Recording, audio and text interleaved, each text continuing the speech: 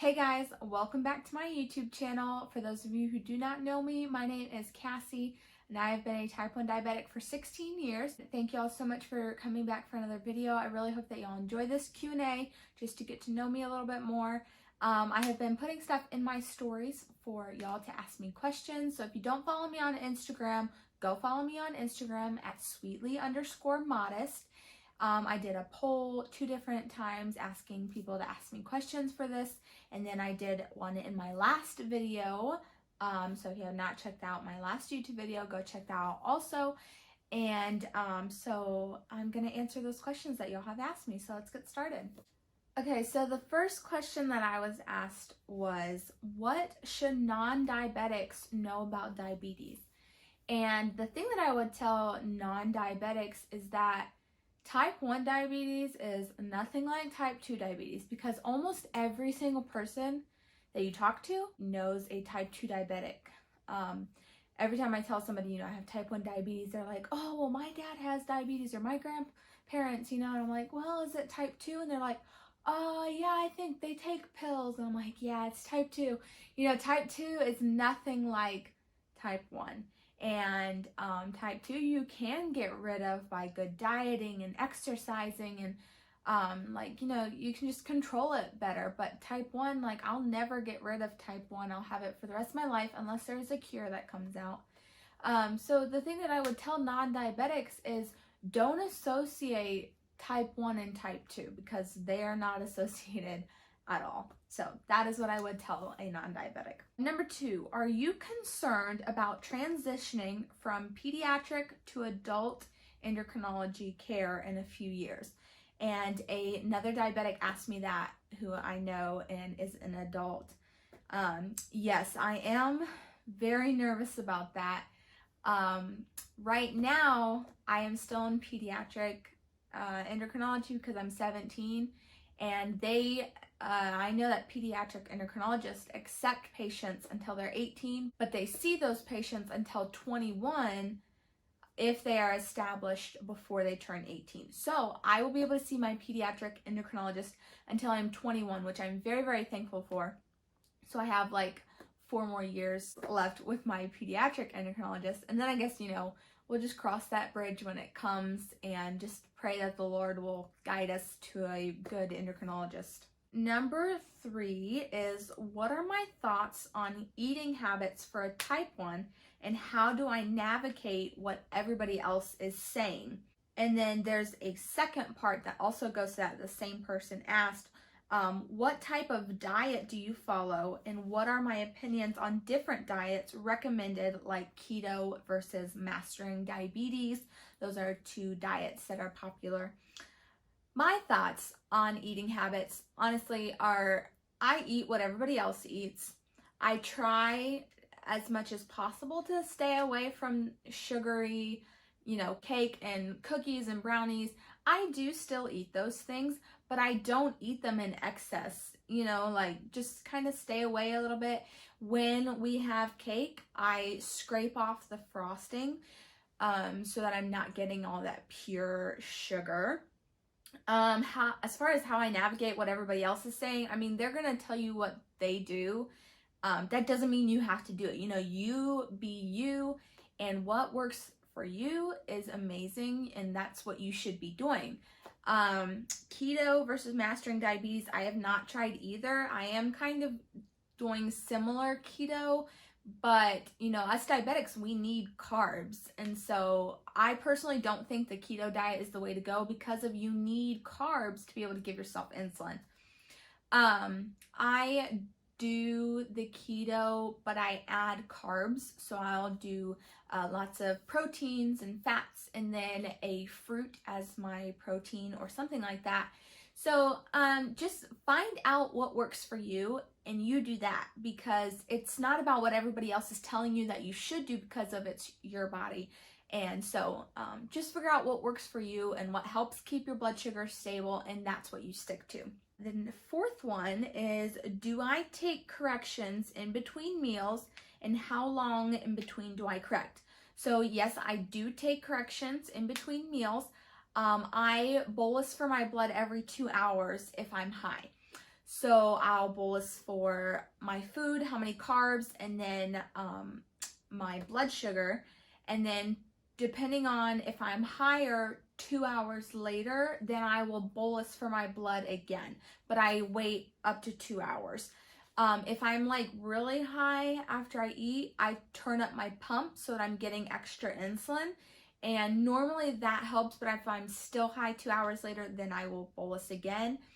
And so like for instance, right after breakfast, if I'm high, I'll turn up maybe. If I'm still high 2 hours later, I'll give a correction. But then at lunch, I won't bolus for my blood. I'll just bolus for the food, because if I can't bolus for my blood, because I would have just done it like an hour earlier. So yes, I do take corrections in between meals. All right, so the next question here is, what is your most memorable low? There's been quite a few memorable lows. The first one that comes to mind is the first one that I remember. I was really low. I was 29, and I was just sitting on the couch watching TV, and I eat a snack every day at 3:30. And so I had checked my blood for my snack. I was getting my snack and stuff. I checked my blood and I was like, Mom, my blood is 29. And she was like, don't move. And she was like getting me stuff and all that. And I didn't feel low at all. It was crazy. And then I was like eating my stuff, and then all of a sudden I was like, and I started feeling it. I felt horrible. Another memorable low was we were shopping, and my mom, when she shops, she used to shop for like 3 hours, and I am not over exaggerating that, okay? She shopped forever because she was a couponer. So we had come back, we were putting all the groceries away. My blood was 259, and I think I gave a correction, but I can't remember. This was a while ago, but I'm pretty sure I had given a correction and bolused. And 20 minutes later, my blood was 59. 20 minutes. So I ate something. 5 minutes later, I was 29. And I was like, oh my goodness, what is going on? You know? So I had like got off my bed, because it's like 11:30 at night. I got off my bed, walked like 4 steps to get a juice box, and I could feel like my legs were like giving out. And I was like, oh my goodness. So I like flew onto the bed. That was crazy. That was the first time my dog had alerted us to that, or my blood was low. That was nice. Okay, one more. I'll tell you all one more. I was in Sunday school at church, and there's like quite a few people in my youth group. There's probably about 100 of us, over maybe 150 of us. And where we were sitting, everybody could see the door where everybody comes in. So we're sitting there, we were playing a game. I had left my purse on the other side of the gymnasium. Bad idea. I think my phone was in it, or I just wasn't looking at my phone. My mom comes running into the gym with this like panicked look on her face. Everybody looks at her. Everybody looks at me, and I'm like, oh my goodness, Mom, what? She comes running over and she's like, your Dexcom says low, what's your blood? I'm like, I don't know, I feel fine. So my best friend goes and runs over back to our seat and got my meter for me. And I sat down and checked my blood, and I was 44. And I felt fine again, like felt totally fine. And then I was eating M&Ms and glucose tabs, and like we were sitting there, and then all of a sudden I just kind of like slumped down, and I ended up laying on my mom's lap while everybody else was like doing their thing in Sunday school. That was a very memorable low. Other ones are when I've had to be taken down from the choir. Another diabetic actually helped me down from the choir one time.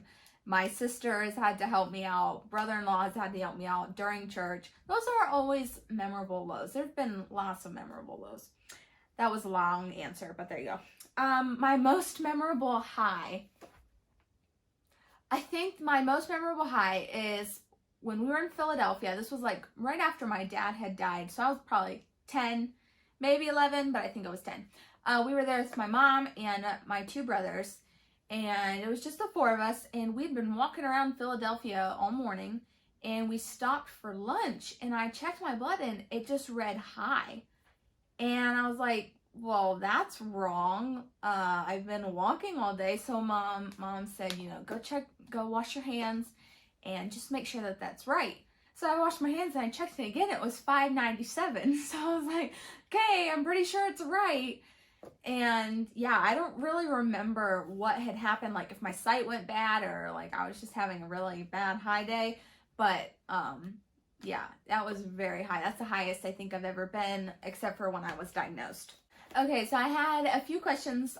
Some people asked me just some of my favorite things, so I'll just answer those real quick. The first one was, what is my favorite psalm? And that is a book in the Bible. I think that my favorite psalm would be Psalm 100, just because it talks about making a joyful noise unto the Lord and serving Him with gladness and coming before Him with thanksgiving. And I just really love that psalm, and it's just so beautiful to read. So that is my favorite psalm.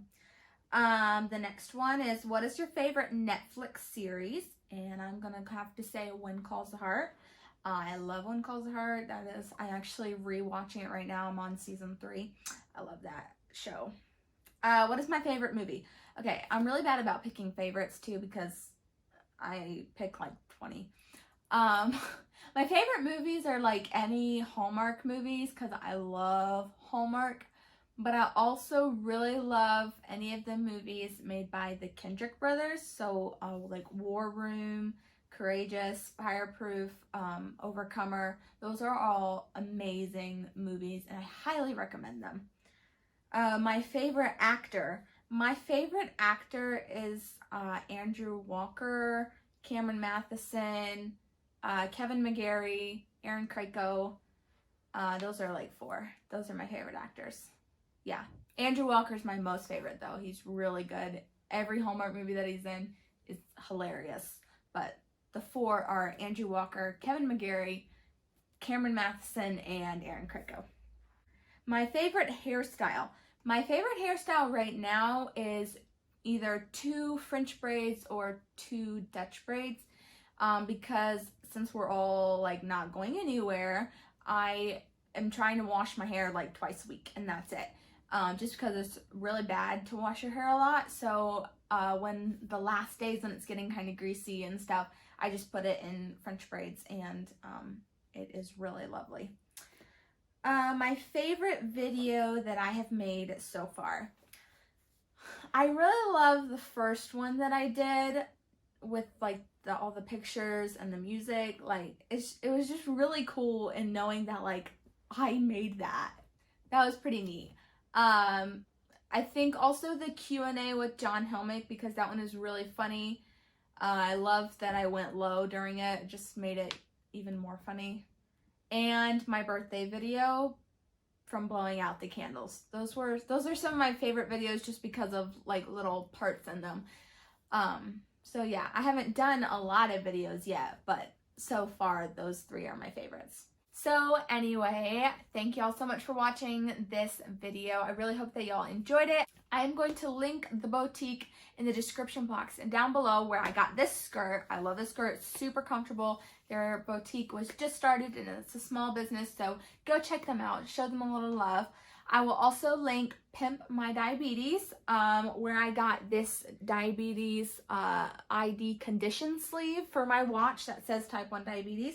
I also got my Dexcom sticker there. So I will link them in the description box down below. You can also follow them on Instagram at Pimp My Diabetes. And so I really hope that y'all enjoy this video. Thank y'all so much for watching it. And I hope that y'all have a wonderful week, and I'll see you next week. Bye.